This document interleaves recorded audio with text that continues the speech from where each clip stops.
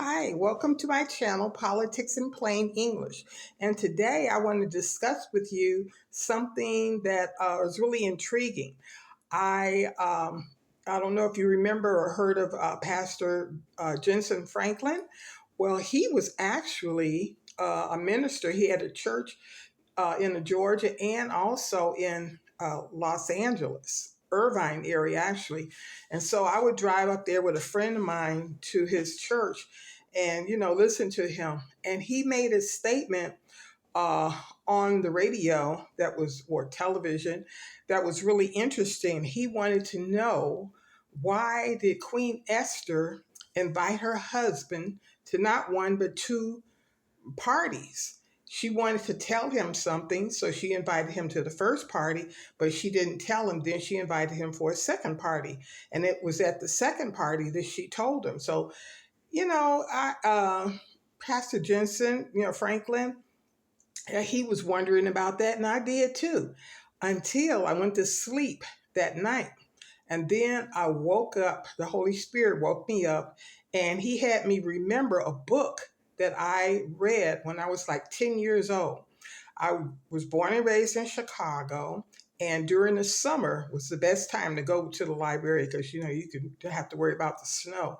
So I told my mother, hey, I'm going to go to the Keller Branch Library. And so I did. And when I got there, I saw all these books and what have you, and didn't know what book to read. And so I just went by the titles of the book. And this one particular book I found was 1001 Arabian Nights. Now, I didn't know at the time that this had anything to do with the Bible. So in reading the book, it said Scheherazade, she lived in Persia, right? And she was married to the king. But how she got to be married to him was very interesting because her husband, who was king, he was married before. He had a beautiful wife and what have you, but he turned against her when he thought she had betrayed him, become unfaithful. So he had her executed, head chopped off. So after that, he turned really hard against beautiful women. And so he would hold a beauty contest. And that beauty contest, he would find a woman he wanted to marry, but she had to be a virgin, of course. And then he would have her all prepared. Like I said, if the king married a woman, he wanted you not only to look good, smell good, but feel good. Now, what do I mean by feel good? Well, there was a process. If a woman was going to marry the king, she had to have 6 months of massages and what have you, get her muscles all loosened up. Then I was followed with 6 months of oils that she had to go through, which is great. Women, we love massages and what have you like that. So anyway, after that, he would marry her, and being a virgin, he would deflower her.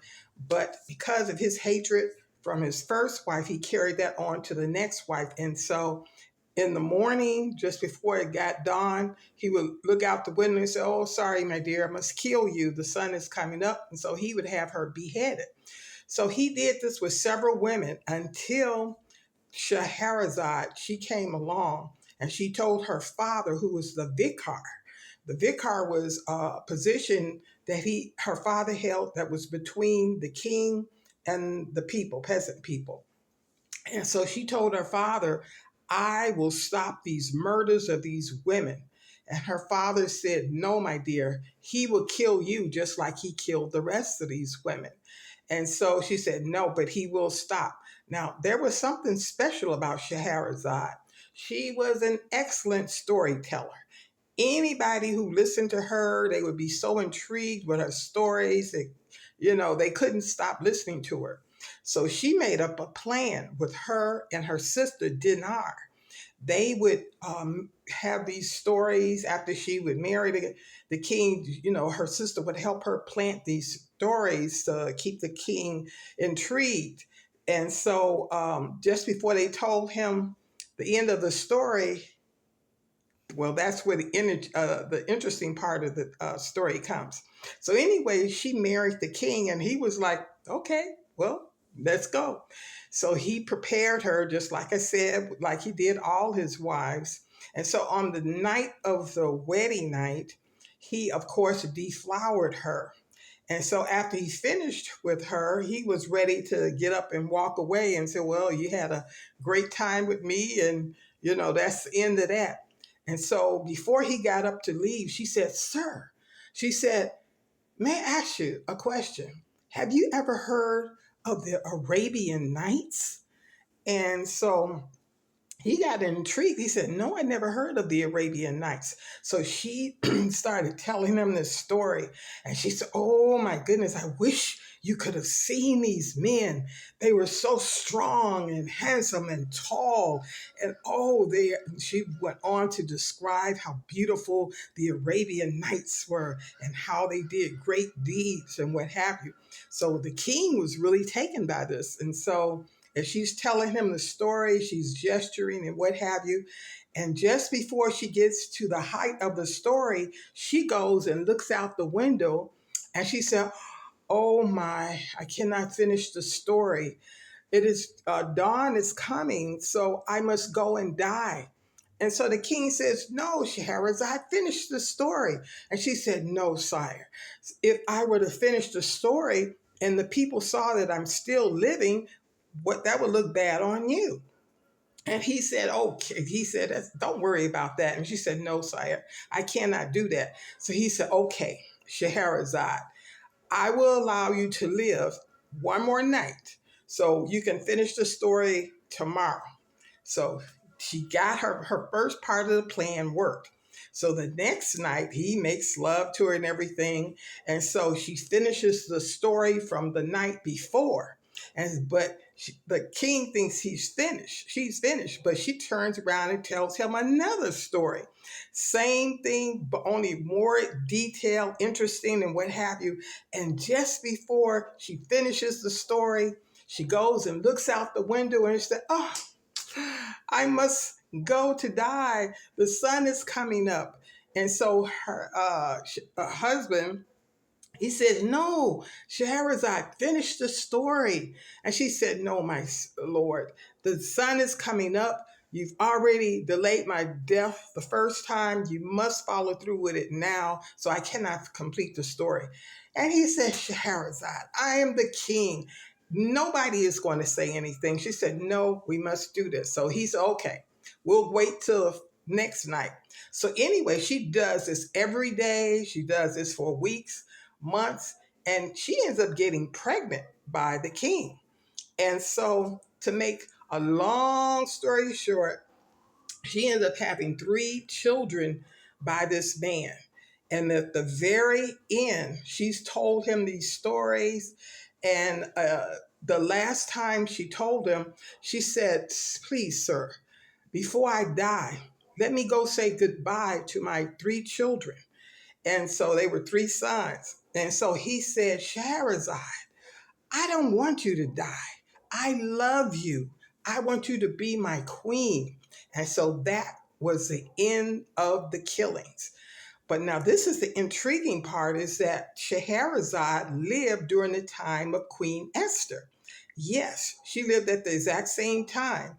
And she actually was the mother-in-law to King Ahasuerus, which is even more intriguing because he was married to Vashti at first, right? So when we look at this story, uh, we know that Esther knew about Scheherazade and she knew about the story that she had told. So she knew that, and her husband knew, Ahasuerus knew about what that Scheherazade did with her husband. So he thought, okay, Esther's doing the same thing as Scheherazade. So that's why she had the first party and then she had the second party. But hold on. Now we get to the story of Vashti. Who was Vashti? Vashti actually came from Babylon. Now, why is this so interesting? Well, for one thing, what did King Ahasuerus want with Vashti? Something that, when she didn't obey him, he was going to kill her, right? So it turns out King Ahasuerus had a party, and it was for like a week. He would drink, and him and his generals, they all get drunk and what have you. But in the meantime, while he was drunk and everything, he would brag about how beautiful his wife was and the 6 months of oils and massages and what have you. She was beautiful. But his generals, in their drunken state, they wanted to know, well, wow, we like to see this. And so they convinced Ahasuerus to bring out his wife. But here's the clincher. Ahasuerus wanted his wife, Vashti, to come before all of his generals with a crown upon her head, but completely nude. Yes, you heard me. He wanted his wife to appear naked.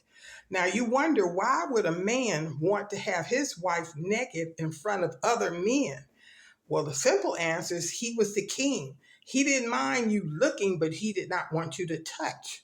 And the reason why we know he didn't want you to touch is because when it turned out Haman, who was the bad man, was trying to kill the Jews, when he was pleading with Esther, please don't let us, forgive me and whatever. And he got on his knees just when Ahasuerus left the room. And Ahasuerus came back and he saw Haman on his knees in front of his wife. Ahasuerus said, what? You're going to try to rape the queen in my house? And so he had Haman executed. But now back to the story with Vashti. So Vashti told Ahasuerus, no, sir, in my kingdom, a woman does not undress for anyone other than her husband. That's it. So the question is, where did Vashti come from? And it turns out Vashti came from Babylon. And Vashti's father was Belshazzar. Now, Belshazzar was the son of Nebuchadrezzar. And Belshazzar was the one that brought out all the golden cups and glasses, gold and silver, and he was having his people drink out of them, right? And God had allowed a man's hand to appear on the wall, and it wrote, Mene, Mene, Tekel Parson. And he was so shaken, he didn't know what it was.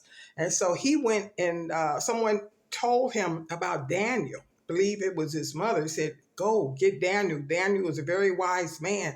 So Daniel came out and he was able to unravel the riddle that was written on the wall. It said, Mene, Mene, Tekel Parson. It means your kingdom has been weighed and found in balance, and it would be taken from you. And that very night, Darius the Mede, because at that time there was the Medes and the Persians. It was two kingdoms that ran at the same time. So anyway, Darius had already blocked out the waterways that were coming into the city. So he didn't have to worry about wading through a whole bunch where they had blocked it up. So Darius comes in and he kills Belshazzar. Belshazzar was the father to Vashti. So anyway, after he shish kebabbed her father and everything, Vashti runs and grabs a hold of his leg. And so he looks down, Darius does, and he said, wow, this is a beautiful woman. So he said, I'm going to take her and give her a gift to Ahasuerus, right? So he takes her back to his kingdom and he offers her as a gift. And so that is the reason why they got together. But he ends up killing Vashti. And this is why Esther was so afraid, because back in those days, it didn't matter how beautiful you were or whatever.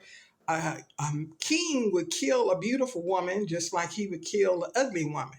And nowadays, there was a guy who said, what's the difference between a beautiful woman and an ugly woman? He said, a fifth of whiskey.